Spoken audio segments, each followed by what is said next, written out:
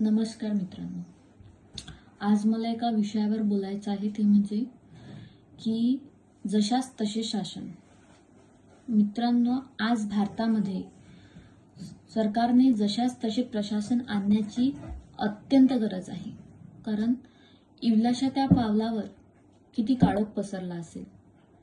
निर्दोष त्या बाळाचा जेव्हा ते रडलं असेल तेव्हा स्वर्गही हा निश्चितच थरथरला असेल. काय चुकी होती त्या बाळाची, तिच्या चेहऱ्यावर त्याला दगड तरी कसा फेकू वाटला असेल. आणि तिला इतका त्रास देऊन, तिच्यावर बलात्कार करून, तिला मारून टाकल्यानंतरही तो नरभक्ष, तो हरामखोर, तो नालायक आताही श्वास घेतो आहे. शिवाजी महाराजांच्या पृथ्वीवर, या भूमीवरती तो नरभक्ष आताही श्वास कसा घेतोय.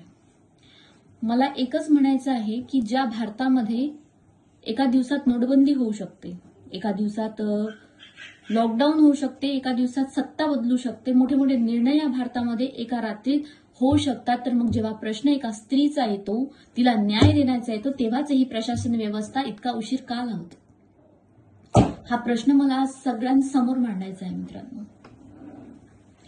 आणि माझी सरकारला एकच विनंती आहे की ज्याप्रमाणे एका स्त्रीला त्रास दिला जातो, आता त्या नालायक व्यक्तीने त्या 3.5 वर्षाच्या बाळाला ज्याप्रमाणे दगड ठेचून तिला मारलं, त्याचप्रमाणे त्यालाही मारा. ज्याप्रमाणे हे हैवान लोक एका स्त्रीच्या शरीरावर तुटून पडतात ना, त्याचप्रमाणे त्यांनाही एका जंगली वाघाच्या पिंजऱ्यामध्ये टाकून द्या. आणि त्यावेळेस त्याला जेव्हा तो त्रास होईल ना, तो जेव्हा तडपून मरेल ना, आणि हे सगळं समाजाने बघितलं पाहिजे. त्याच्यानंतरच अशा नरभक्षाची हिंमत होणार नाही कोणत्याही स्त्रीसोबत खेळण्याची, तिला त्रास देण्याची.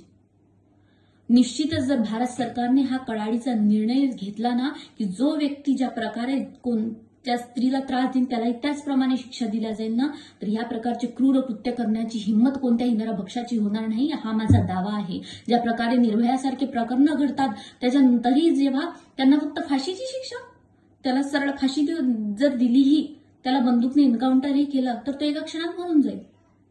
पण त्यांनाही त्याच प्रकारे तडपून मारा. तिच्या प्रत्येक हुंदक्याचा, प्रत्येक वेदनेचा, प्रत्येक तिला एक एक जितका तिला त्रास दिला जातो ना, त्यावेळेस त्यांनाही तशीच शिक्षा त्याच क्षणाला दिली पाहिजे. अरे, आपण शिवाजी महाराजांच्या भूमीवर राहतो, आपण नाही शिवाजी महाराज बनू शकत, पण त्यांचे विचार, त्यांचे नियम या भारतामध्ये आणू शकतो. आणि निश्चितच तेव्हाच या स्त्रीला स्वतंत्र मिळाला, न्याय मिळाला असं म्हणू शकतो. कारण कोणी म्हणते की स्त्री ही सृष्टीची रचयिता आहे, ईश्वराच्या चरणी वाहिलेलं फूल आहे.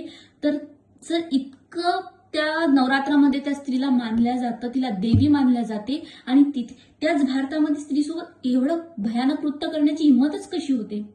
शिवाजी महाराजांच्या काळात जर आपण गेलो, त्या इतिहास आपण आपला बघितला पाहिजे की शिवाजी महाराज स्त्रियांच्या अब्रूसाठी किती भयानक नियम त्यांनी काढलो. त्यांनी म्हणून स्वराज्यामध्ये पुन्हा कोणाची हिंमत नाही झाली की त्या स्त्रीसोबत इतके असे भयंकर कृत्य करण्याची. आणि म्हणून माझी सरकारला हात जोडून विनंती आहे, एक स्त्री म्हणून हा माझा आवाज आहे की जशाच तसे प्रशासन, जशाच तसे शासन कानून या भारतामध्ये लागू करा. निश्चितच बलात्कारासारखे भयानक कृत्य हा भारतामध्ये त्यानंतर घडणार नाही, ही माझी हात जोडून पुन्हा एकदा विनंती आहे.